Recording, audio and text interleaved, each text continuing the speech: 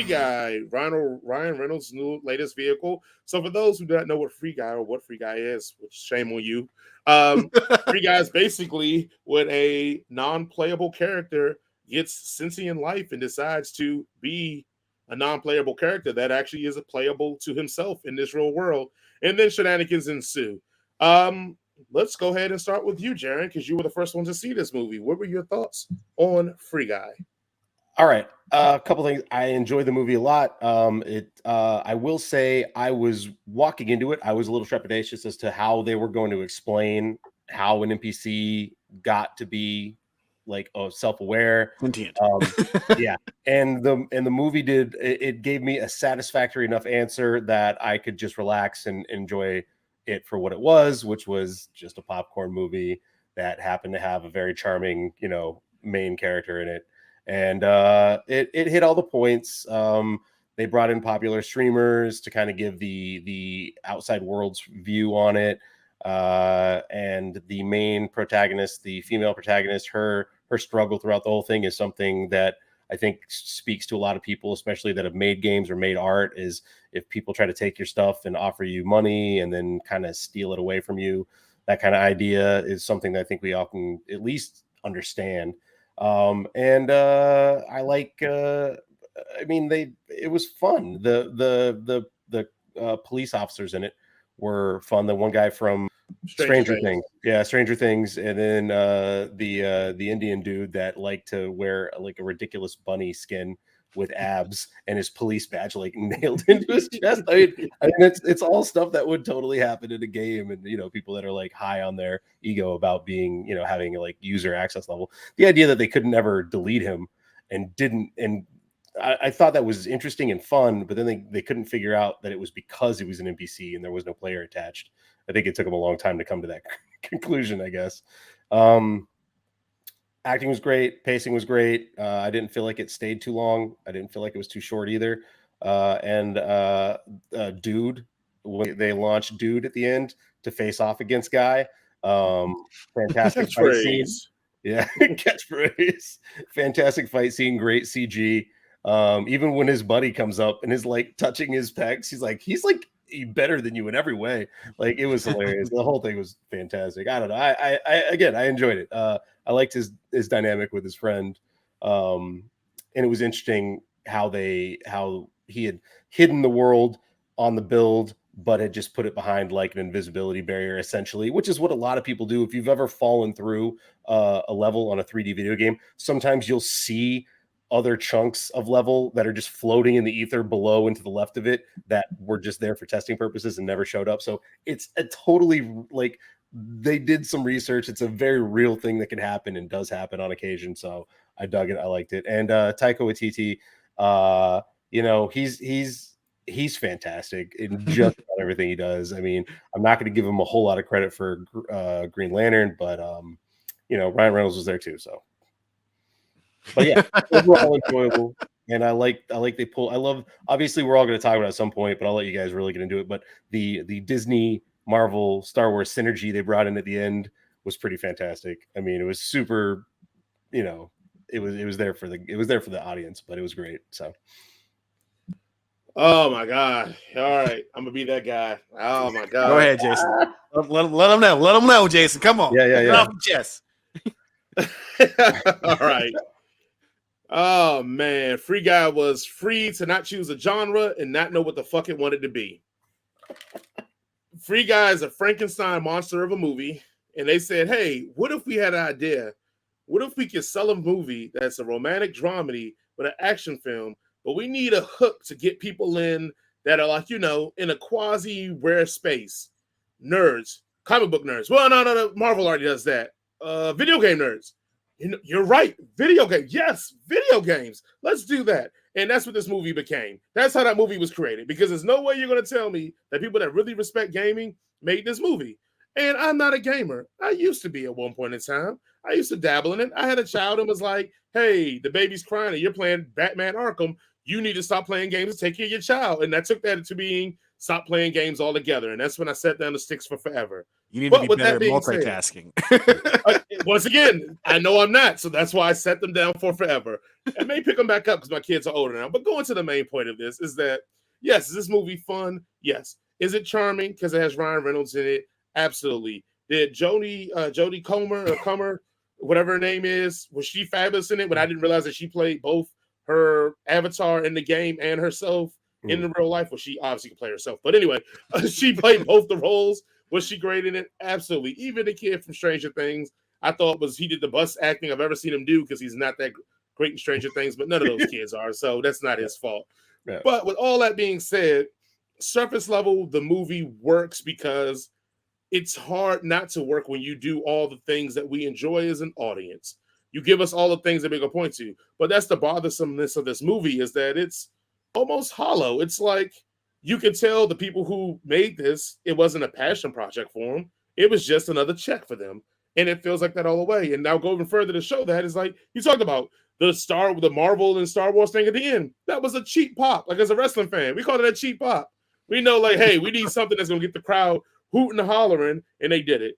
But the reason why I say it's hollow is because, Jaron, as you know, how many times do they make reference to video gamers being nerds that are 20-somethings in their mom's basement? Like 5 times in this movie. Hell, the main chick, who's the programmer, who was trying to get it, that's the first joke she makes in the movie when she holds up the dude. You're a fucking programmer. You make these games. What are you? Okay. But all right, cool. All right, you're going to make the joke because it's a trope of Hollywood. Yeah, everybody that plays games are big, lazy people that sit in their mama's basement. Okay, great. But then you go either one step further to just insult gamers, and you go, oh, yeah, we're going to keep putting in the wacky gamer stuff, how people like jump against the walls and they're not a play. And at one point, the guy glitches and like cool stuff. Great gag joke. Maybe once, maybe twice. It's in there like 7 times in the background. Just randomly doing it, almost to be like, hey guys, gamers, you know this, right? That guy that you play like Fortnite with that just jumps all the time. Look in the back, like, no. Stop it. It just didn't have it. And then I think you like Taika Waititi. I thought he was terrible in it. I thought that was the worst over-the-top bullshit performance I've ever seen in my life. And I thought it basically because everything in the real world actually took a serious tone. From the dude from Stranger Things, the Asian, from the Asian Indian dude, from the chick, all that had a serious tone. And here comes this joke of a cartoon, walks in, and he's all, let me make it. It was dumb as hell. It was terrible. It was god awful. And I can't believe that Taika Waititi would do that to himself in this movie. Now, I can't say why he would do this to himself. He probably got paid very well to do this to himself. But at the end of the day, it was nothing that meant anything because, again, you give us a serious tone with everybody else, and you let him come in and just be a complete asshole, but not the asshole where it's like, hey, I want you to lose everything because you're a terrible human being. It's like, hey, I'm a terrible little human being, but I'm even more terrible because I make these stupid jokes and treat my employees like trash, even though we're making a video game, and you need all these people to help you make your video game, and yet you're acting like this. Like, I will grant you that he was very two-dimensional as a bad guy. Oh, and it was completely over the top. It just didn't fit with the rest of the world. Like it didn't. It was no reason for any of those guys to want to work for this guy. Yeah. Except for in the movie's defense, in which I did not see it, video game companies, especially larger ones, are kind of like that in real life. Yeah. They're very Blizzard's evil. Having a reckoning about that right now. There's this whole thing about Activision and Blizzard, being shut down because they're shitty to their employees. But please go on, Jason. But that's the question, though. You said it right. They got shut down because they're shitty to these guys are just taking it, like taking these fistfuls of bullshit sandwiches he's shoving down their throats, and they're like, oh, okay, I guess. Well, they took it for a while at Blizzard too. They took it for like 20 years. Yeah. Oh, sorry. I thought it was just a turnover thing. Oh, okay, but okay. Well, maybe that was the realest thing about the video game industry that I just didn't get. So kudos to the movies for figuring that out. Asshole boss. I enjoyed the spectacle of it all, but after a while, it just wore on me because it was just But I will say this: the most enjoyable thing I had of it, because it was an insider moment for myself that I don't know if people really caught or care about, with Channing Tatum. And the insider moment for me is that at one point he starts dancing, and I remember, oh yeah, he started his career as a dancer. Yep. And Step Up, and Magic Mike, and in the strip clubs. Right. that point right there was the most meta thing for me that I thought was very fun and very hilarious because he looked natural dancing. Because you know what? He's a freaking dancer. And I thought that was great. Yeah. And that's what I said. And I thought that was great. So of all the meta stuff in the movie, that was the funnest part I had about the meta shit in the movie because he was, I don't think people remember him from the dancing roots in which he started. But anyway, other than that, I mean, one day they'll get him to do a dance off with Sam Rockwell on screen. It'll be amazing. He would totally hand Sam Rockwell his pass. There's no competing. He doesn't want that smoke. Yeah. That's and very as bad always, idea. I guess I'll give my headcanon thoughts on this is that I wish this movie would have taken the comedy portion of it and then made something very poignant about people, either stealing people's IDs and property, IPs and properties, or making a whole meta commentary about the world meaning nothing and a nihilistic view, and then having Free Guy be the guy that brings like, oh no, blah, blah, blah. But instead, you know what they did to do that? They gave us the magical Negro trope, which I'm not even going to get into for this because I'm going to let Jason handle it. When he eventually We're not that movie, show. I'm going to let Jason handle that when he finishes the movie. But instead of having Free Guy become the one that goes, hey, you know what? Let me get rid of this nihilist attitude and realize that is something to live for. We get the magical Negro trope and whatever. But yes, I really think you would have went down that line of him just realizing that this world ain't shit and these people ain't shit. And these human beings that are in this world that are killing my friends ain't shit. And I feel like it would have been a way better, crazier ass movie because it would have been more of a dark comedy and I would have enjoyed that more. But instead, I got this hollow piece of Ryan Reynolds make-believe trash because, he has to have another slow song singing 5-octave singer in it because that's becoming Ryan Reynolds tropes now. Celine Dion, this one has Mariah Carey. I can't. What's the next one? Get Whitney Houston in? Fucking probably. Yeah, I mean, the next Deadpool's a musical, so yeah, that would actually be fun. I would be interested. It is. That if it was true. 100% a musical. God. That sounds absolutely horrible to me. He's learning tap dancing right now. It's Jesus! I'm going to throw myself through a window. That sounds like the worst thing ever. So I know Duke of All Nerds, you didn't get a chance to see this. Nope, I didn't see it. But I got something to say because we had a conversation about this yesterday, and it's just basically about Hollywood and video games in particular. Is that we're probably going to still any movie about video games they're going to make is probably going to still make that same sort of correlation that all video gamers are fat and stupid and live in their mom's basements because video games make 1 billion times more than movies do, and Hollywood is not going to let that go. And they're going to keep like, oh yeah, people who play video games are stupid and they're ugly and they're dumb. Come watch a movie. Yeah. So like normal people, like a normal person, right? Insert catchphrase.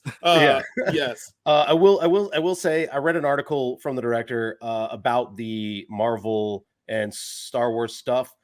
So originally, obviously, this was a Fox movie. And it wasn't until Disney and Fox finalized their stuff where they realized that they could pull from that box. So initially the director said that the final fight had Guy using a portal gun, which he still used in this one, but he also was using a gravity gun.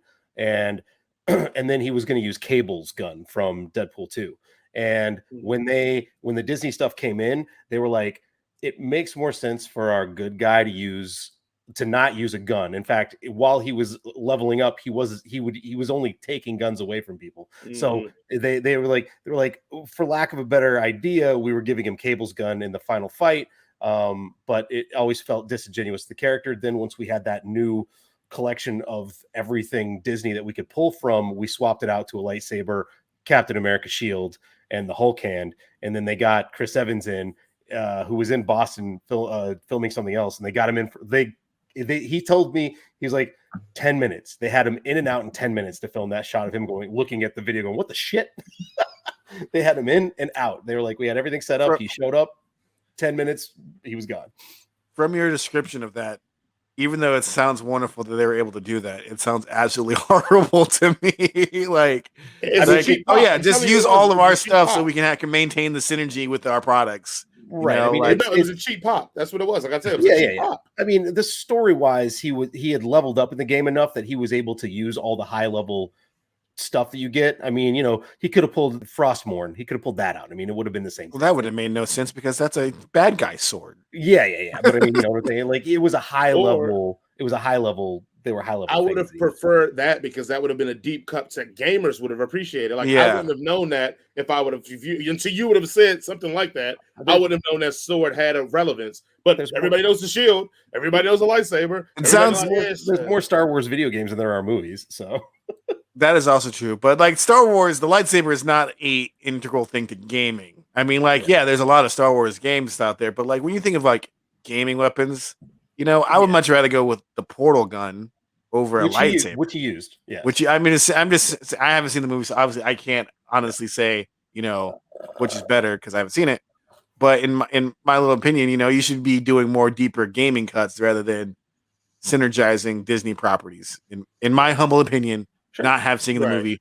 Everybody, please don't be mad at me. I'm sorry. All right, Jaron, what is your rating on Free Guy?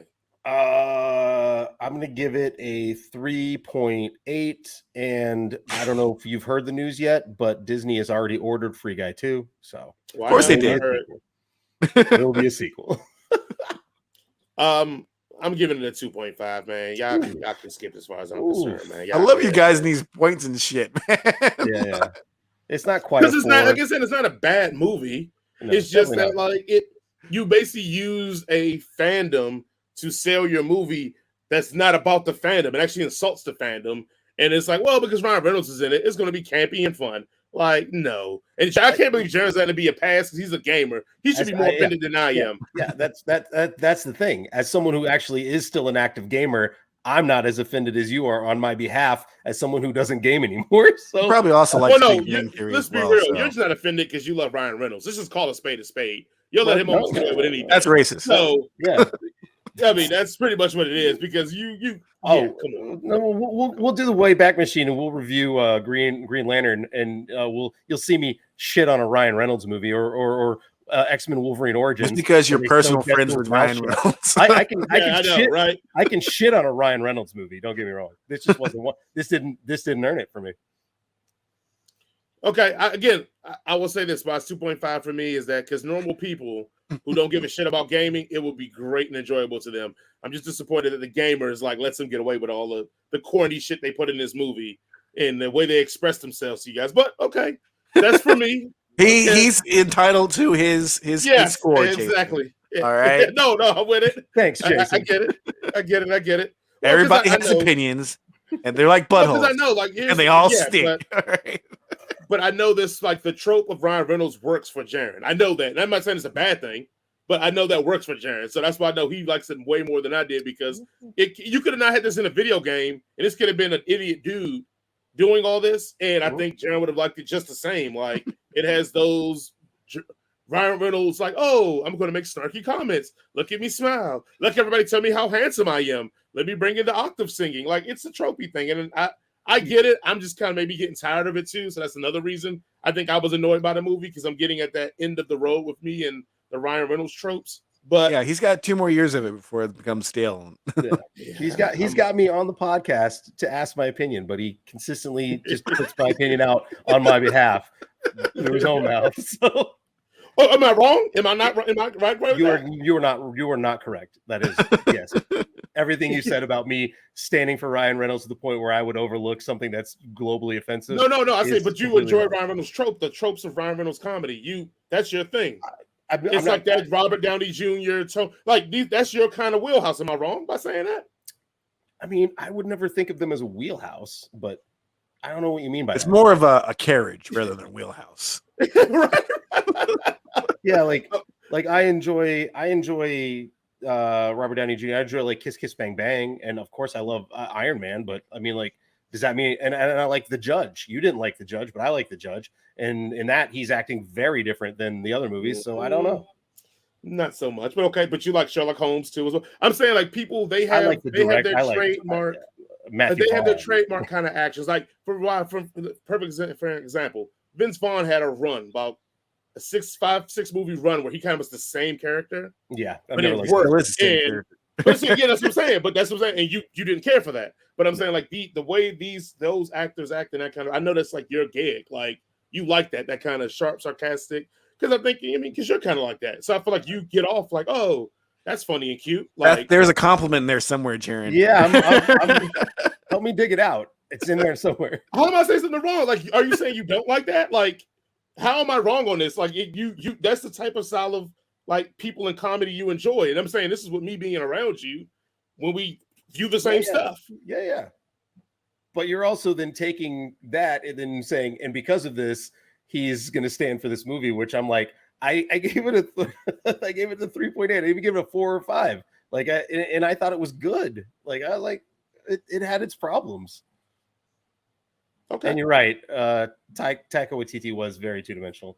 He was a mirror of some of the real life bad guys in video games and software design, but he was outlandish. He's probably just hung out at Activision for a weekend. He probably did. I got this part. He's method as fuck.